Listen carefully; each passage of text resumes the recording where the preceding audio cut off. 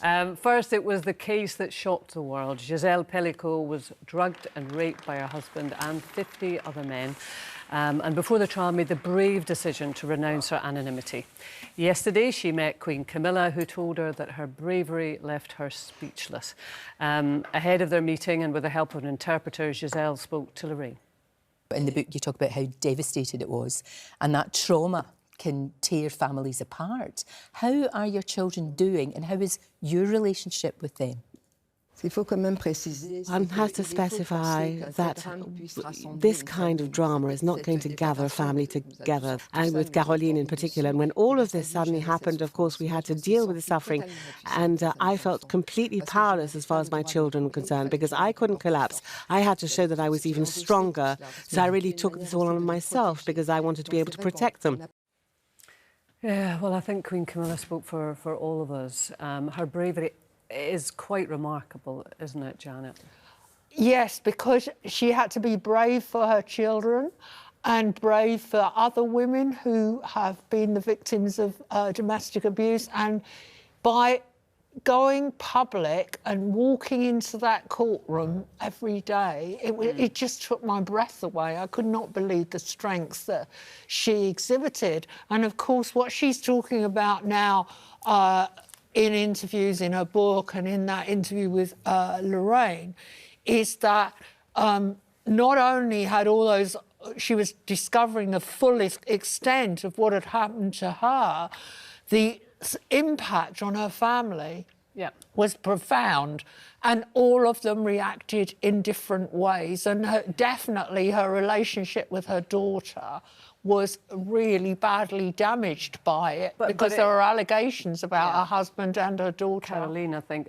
But it is nice to hear that slowly that they are trying to rebuild that. But again, a reminder, I think, for everyone that, you know, these terrible, terrible abuse situations can crack a family. It's very different. I mean, I was thinking, actually, so the drama that you were involved with, three girls. Yeah, when we discussed it today, you know, and you think, and it is, you read the details, we've watched it, it is unbelievably horrific. And when we were doing all the research for Three Girls, the Rochdale grooming scandal. The grooming scandal, and the girls that got molested, not day by day, Kay, hour by hour, these girls got molested. And you sit there and you go, how is this going on?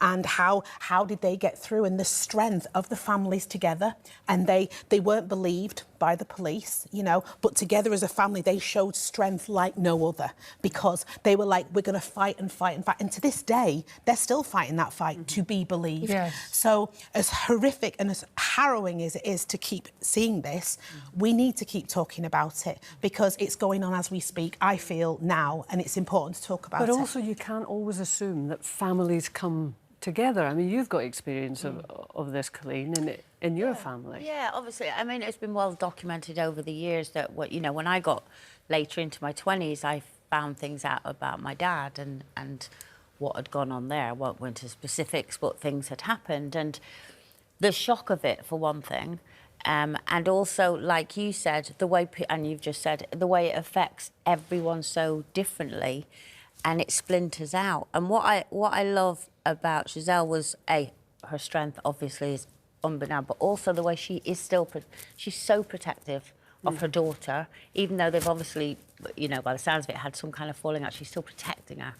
And I think that's what you do as a parent, and I think that's what you do as a child. You all start protecting each other. And there were so many things that happen, and what you do forget about is how it does affect the people outside of who it happened to. So for me, what was astonishing for me was finding out things that had happened. And as a grown child, I had this moment where it was so...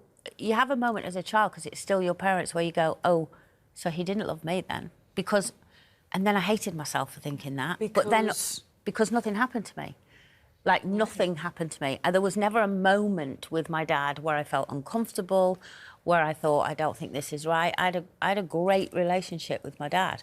And what happens now is, over the years, is that I now feel guilty if I put pictures... I've only recently put a picture up of me and my dad and my mum from when I was little, because I feel I'm being disloyal to other members outside of it. You know... And this happens, and if we go back to Gisèle Pelicot, did you because you had nothing happened to you, did you doubt that anything had happened at all at any point? No, funnily enough, I did. There were people that did, that had never seen that side of him outside of the family. Other family members, you know, that lived back in Ireland, you know, there was a lot of, I don't believe it, I don't believe it.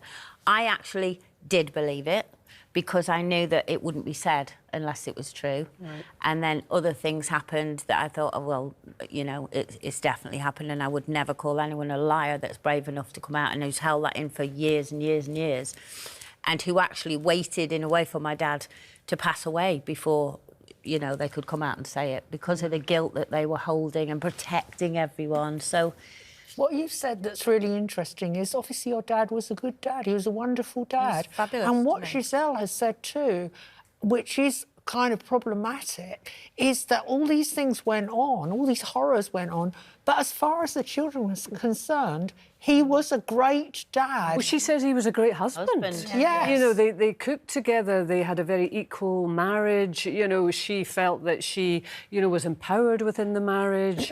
I think she actually said that, you know, he could never control her, and this was the one way that he could. But, I mean... But it's really hard, though, as well, to say... You know, like I do, you know, I loved my dad. He was a great dad as far as I was concerned. I had issues with him about drink, but other than that, he was a great dad. But you feel guilty saying it. Do you find it hard, Coleen, now when you have family time to discuss your dad as a family together? We don't really do that. It's like, I've just noticed things, you know, there's no posts put up about my dad like there is about my mum on her birthday or memories, and there doesn't seem to be any about my dad. And therefore, I don't. Because I don't want to disrespect anyone who's been hurt by that, but it's hard because I'm still, you know, the baby of the family, and I didn't experience that, and I loved him greatly.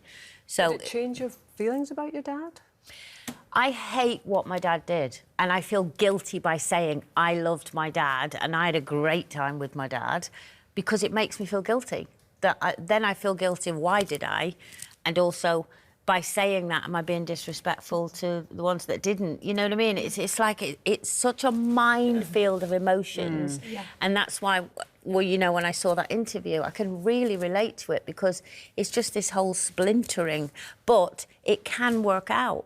But it's not going to work out instantly. It can take years for you to come back together and find a middle ground of what you can feel and what you can say. And she has said, Gisèle has said that she wants to go and visit her husband in prison and have conversations with him about what happened and going forward again. I can't quite believe it. That absolutely blows my mind that she would want anything to do with him whatsoever. I suppose what makes me think is we always like to put somebody in a single box, and clearly what he did, and the men who also did it, was monstrous. But people don't always present as monsters, and people. Well, maybe that's why she needs to visit him, because there's so many questions that she's asking herself every day, and what she really wants to know is. Why? Like, when you were a good husband and a good dad, why did you have to? She's got to make sense of it. Her own personal closure. Absolutely. But she is a remarkable woman. Amazing and she woman. has done us all a great, great service by being so courageous. And you can see that full interview with Lorraine and Gisèle Pelicot on ITVX.